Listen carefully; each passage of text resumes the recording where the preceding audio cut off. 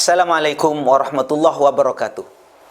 Saudara Ustadz Farhan, Anda berbicara tentang agama, tetapi Anda sering bohong. Kalau Anda salah, saya maafkan. Tapi kalau bohong, Anda tidak bisa mewakili agama Islam ini. Anda berbicara masalah niat. Anda berbicara masalah sampainya dan tidak sampainya bacaan kepada ahli kubur. Anda berbicara tentang masalah zikir dikeraskan, dinisbatkan kepada Imam Syafi'i. Anda bohong. Maka ingat, katanya ulama, wa idza takallama al-mar'u fi ghairi fannihi ata bihadhil ajaib. Kalau ada seseorang berbicara bukan bidangnya, Anda enggak mengerti soal Syafi'i dan Syafi'iyah, maka yang terjadi adalah ungkapan Anda itu aneh, bahkan penuh dengan kebohongan. Mengapa saya katakan Anda bohong? Kalau Anda salah, saya maafkan. Tapi kalau Anda bohong, tidak bisa. Ini soal ilmu. Saudara perhatikan, Indonesia rata-rata apa? Syafi'iyah, bukan Syafi'i. Ini, perhatikan. Ya, Syafi'iyah. Melafadzkan niat ketika sholat. Itu pendapat sebagian ulama Syafi'iyah, enggak semua. Bukan pendapat Imam Syafi'i. Imam Nawawi saja menyalahkan pendapat ulama Syafi'iyah yang melafadzkan niat ketika sholat. Ya, rata-rata adalah Syafi'iyah. menurut Ustadz Farhan, melafadzkan niat, misalnya nawaitu, usolli dan lain-lain, adalah bukan pendapat Imam Syafi'i, melainkan pendapat sebagian ulama Syafi'iyah. Betulkah? Anda bohong. Mari kita perhatikan secara seksama. Di dalam kitab Ibnul Muqri Al-Mu'jam halaman 317 disebutkan, akhbarana Ibnu Huzaimah haddatsana Ar-Rabi' qala kana Asy-Syafi'i idza arada ay yadkhula fi shalat. Imam Syafi'i itu kalau mau melaksanakan salat qala bismillahi muwajjihan li baitillahi muaddiyan li fardillahi azza wa jalla. Allahu akbar. Artinya apa? Imam Syafi'i melafadzkan niat. Jadi saudara Farhan ini bohong. Bahkan mengatakan katanya Imam Nawawi tidak menganjurkan. Bohong lagi Anda itu. Mari kita cek Imam Nawawi, pentarjih utama mazhab Syafi'i.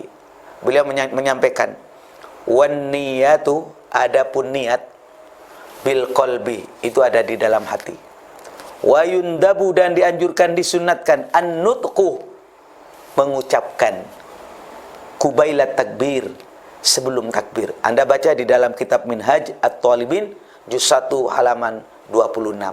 Bahkan banyak menyelisih pendapat Imam Syafi'i. Contohnya mengirim pahala Al-Quran.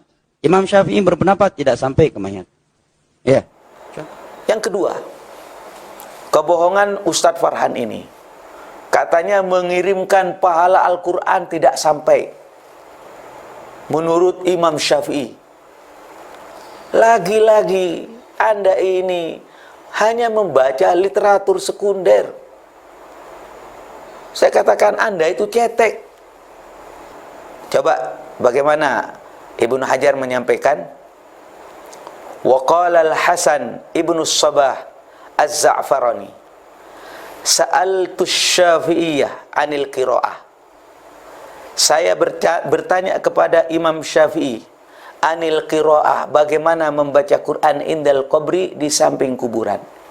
Faqala, Imam Syafi'i menjawab, la ba'sa biha. Catat ini, la ba'sa biha, tidak apa-apa. Anda mengatakan Imam Syafi'i melarang. Tidak. Al-Hafidz Ibnu Hajar menyampaikan, wa hadza nassun gharibun anis Syafi'i wa Za'farani min ruwatil qadim wa huwa thiqatun wa idza lam yarid fil jadid ma yukhalifu mansusal qadim fa huwa ma'mulun bihi yalzamu min dzalika ay yakuna asy-Syafi'i qailan bi usuli thawabil Qur'ani li'anna al-Qur'ana asyrafudz dzikri. Jadi kesimpulannya bahwa riwayat yang disampaikan oleh Imam Az-Za'farani ini adalah riwayat yang thiqah dan pendapatnya bisa diikuti. Maka ditarik kesimpulan, Imam Syafi'i menyampaikan sampainya bacaan Quran kepada orang-orang yang sudah meninggal. Karena apa? Li'annal Quran asyrafudz dzikri, karena Quran itu zikir yang paling utama. Anda Ustaz Farhan bohong lagi. Katanya Imam Syafi'i tidak menyampaikan demikian, bahkan melarang. Jadi dalam masalah mengirim pahala Al-Quran tidak sampai, menurut Imam Syafi'i, Ustaz Farhan ini bohong lagi. Contohnya apa?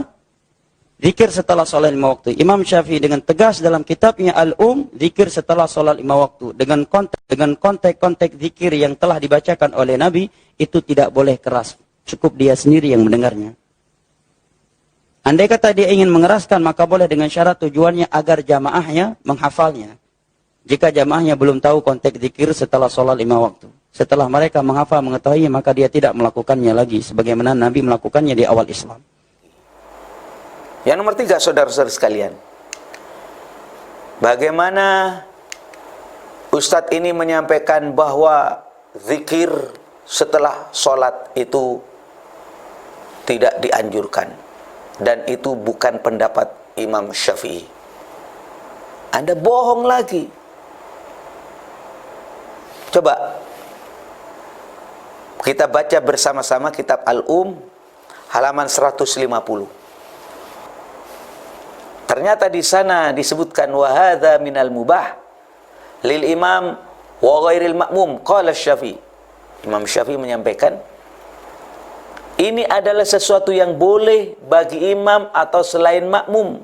Beliau menyampaikan wa qala wa ayyu imamin dzakarallah. Kalau ada imam berzikir kepada Allah dengan apa yang sudah saya jelaskan, jahran au sirran, dikeraskan maupun dilirihkan, au bigorihi fahsanun, maka baik. Imam Syafi'i tidak melarang. Beliau mengatakan fahasanun. Sedangkan Ustadz Farhan ini ngomong dilarang katanya. Imam Syafi'i melarang. Nggak ada kalimat melarang. Beliau menyampaikan fahasanun. Mau dikeraskan, mau dilirikkan, sama-sama baik.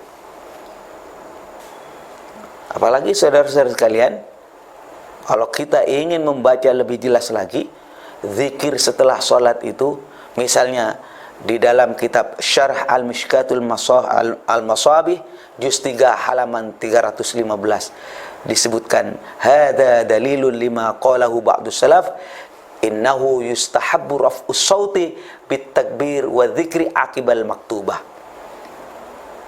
Ini adalah dalil yang disampaikan oleh para ulama salaf.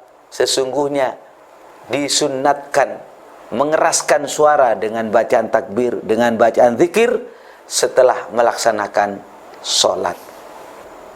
Maka saudara-saudara sekalian, sekali lagi, kalau sudah bohong 3 kali dan itu serius, Anda mengutip dan mewakili Imam Syafi'i katanya, kebohongan Anda itu berbahaya atas nama agama ini. Saya tidak akan menanggapi yang lain, karena Anda telah berbohong dengan nyata. Tolong belajar lagi dengan seksama. Assalamualaikum warahmatullahi wabarakatuh.